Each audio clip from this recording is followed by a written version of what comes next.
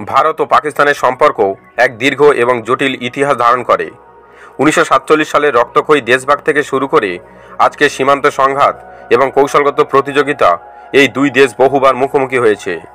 সাম্প্রতিক বছরগুলিতে পরিস্থিতি আরও উত্তপ্ত হয়েছে, যেখানে সন্ত্রাসবাদ এবং জলবণ্টনের মতো বিষয়গুলি নতুন করে ভূ রাজনৈতিক সমীকরণ তৈরি করেছে। সাম্প্রতিক জম্মু কাশ্মীরের পহেলগাঁওতে কাপুরুষোচিত সন্ত্রাসী হামলা ছিল এই সাম্প্রতিককালের সবচেয়ে বেদনাদায়ক ঘটনাগুলির মধ্যে অন্যতম। নিরীহ মানুষের ওপর এই বর্বরোচিত আক্রমণ ভারতের জাতীয় সংহতিকে নাড়িয়ে দিয়েছে। এই আঘাত গভীর এবং ভারত এর জবাব দেওয়ার জন্য দৃঢ় প্রতিজ্ঞ। এই উত্তপ্ত পরিস্থিতির মধ্যেই ভারত সিন্ধু জলচুক্তি বাতিলের মতো একটি অত্যন্ত গুরুত্বপূর্ণ পদক্ষেপ নিয়েছে। 1960 সালে বিশ্বব্যাংকের মধ্যস্থতায় স্বাক্ষরিত এই চুক্তি দীর্ঘ 6 দশক ধরে দুই দেশের মধ্যে জলবণ্টনের একটি কাঠামো তৈরি করেছিল। এর বাতিলের সিদ্ধান্ত শুধু দ্বিপাক্ষিক সম্পর্ককেই প্রভাবিত করবে না, আন্তর্জাতিক ক্ষেত্রেও সুদূরপ্রসারী প্রভাব ফেলবে। জল, যা জীবন ধারণের অপরিহার্য উপাদান, এখন ভূ রাজনৈতিক কৌশলের একটি গুরুত্বপূর্ণ হাতিয়ারে পরিণত হয়েছে। সিন্ধু নদ সহ তার অন্যান্য উপনদীগুলির ওপর ভারতের নিয়ন্ত্রণ পাকিস্তানকে চরম জল সংকটের দিকে ঠেলে দেবে। শুধু তাই না, বর্ষাকালে অতিরিক্ত জল ছেড়ে দিয়ে বন্যার সৃষ্টি এবং শুষ্ক মরশুমে জল আটকে রেখে খরা তৈরি করার মতো ক্ষমতা ভারতের হাতে রয়েছে।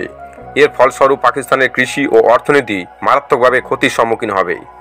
দূরদর্শী পরিকল্পনার অংশ হিসাবে ভারত সিন্ধু সহ তার অন্যান্য উপনদীগুলির জলকে রাজস্থানের বিস্তীর্ণ মরুভূমির মধ্যে দিয়ে আরব সাগরে নিক্ষেপ করতে পারবে এবং তার জন্য অলরেডি রাজস্থান খাল রয়েছে।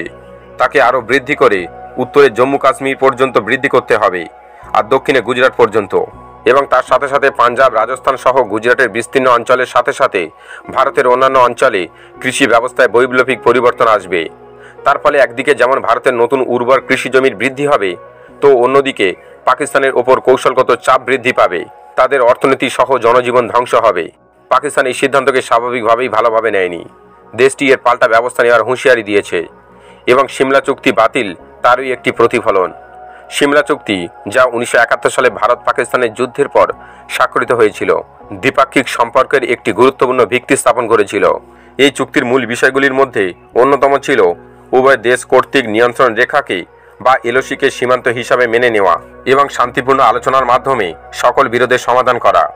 এছাড়াও চুক্তিটি উভয় দেশ শক্তি প্রয়োগ না করার এবং একে অপরের আঞ্চলিক অখণ্ডতা ও সার্বভৌমত্বের প্রতি শ্রদ্ধাশীল থাকার অঙ্গীকার করেছিল। পাকিস্তান সিমলা চুক্তি বাতিল করার ফলে নিয়ন্ত্রণ রেখার আইনি ভিত্তি দুর্বল হয়ে পড়েছে।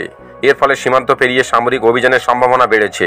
সিমলা চুক্তি বাতিল হওয়ার অর্থ হলো এলওসি আর উভয় দেশের স্বীকৃত সীমান্ত রইল না। এর ফলে ভারতের জন্য সুবিধা হলো, ভারতের জন্য পাকিস্তান অধিকৃত কাশ্মীরে সামরিক অভিযান চালানোর একটি আইনি ন্যায্যতা তৈরি হয়েছে। সিমলা চুক্তি বাতিল হওয়ায় সেই অঞ্চল পুনরুদ্ধারের জন্য সামরিক পদক্ষেপ নেওয়ার পথে আর কোনো দ্বিপাক্ষিক আইনি বাধা রইল না। সিন্ধু নদ শুধু পাকিস্তানের একটি নদী নয়, এটি দেশটির আত্মা। এই নদীর জল পাকিস্তানের লক্ষ লক্ষ মানুষের জীবন ও জীবিকার একমাত্র উৎস। একদিকে রুক্ষ মরুভূমি, তো অন্যদিকে সামান্য বৃষ্টিপাত। এই পরিস্থিতিতে সিন্ধু নদের জলপ্রবাহ বন্ধ হলে সেখানকার পরিবেশ ও অর্থনীতি সম্পূর্ণভাবে ভেঙে পড়বে। পাকিস্তানের কৃষিকাজ ও জীবনযাত্রার জন্য সিন্ধু নদ সহ তার অন্যান্য উপনদীগুলির জল অত্যন্ত গুরুত্বপূর্ণ। সিন্ধু সহ ঝিলাম, চেনাব, রাবি, বিয়াস এবং শতুদ্র, এই নদীগুলি পাকিস্তানের জল সরবরাহ ব্যবস্থার মূল ভিত্তি। এই নদীগুলি শুধু সেচের জন্যই অপরিহার্য নয়, বরং পাকিস্তানের বিশাল জনসংখ্যার পানীয় জলের উৎস এবং জলবিদ্যুৎ উৎপাদনের ক্ষেত্রেও এদের ভূমিকা অনস্বীকার্য। এই নদীগুলির জলের সুষম বণ্টন নিয়ে পাকিস্তানের অভ্যন্তরীণ অস্থিরতা অলরেডি দেশটির জন্য একটি বড় চ্যালেঞ্জ হয়ে দাঁড়িয়েছে। অপরদিকে দীর্ঘদিন ধরে বেলুচিস্তানের স্বাধীনতা আন্দোলন চলছে। খাইবার পাখতুনখোয়াতেও অস্থিরতা দেখা যাচ্ছে। তাছাড়াও পাকিস্তান অধিকৃত কাশ্মীরের মানুষও তাদের অধিকারের জন্য সরব। এই অভ্যন্তরীণ দুর্বলতা ভারতের জন্য একটি কৌশলগত সুযোগ তৈরি করেছে। পাকিস্তানের জলবণ্টনের ক্ষেত্রে বৈষম্যের প্রধান কারণগুলি হল, ভারত থেকে প্রবাহিত নদীর বেশিরভাগ জল পাকিস্তানি পাঞ্জাবের সেচের জন্য ব্যবহৃত হয়, যেখানে সিন্ধু প্রদেশে পর্যাপ্ত জল পায় না। এই বঞ্চনা সিন্ধু প্রদেশের মানুষের মধ্যে দীর্ঘদিনের ক্ষোভের জন্ম দিয়েছে, যা একটি স্বাধীন সিন্ধু দেশের দাবিকে আরও জোরালো করছে।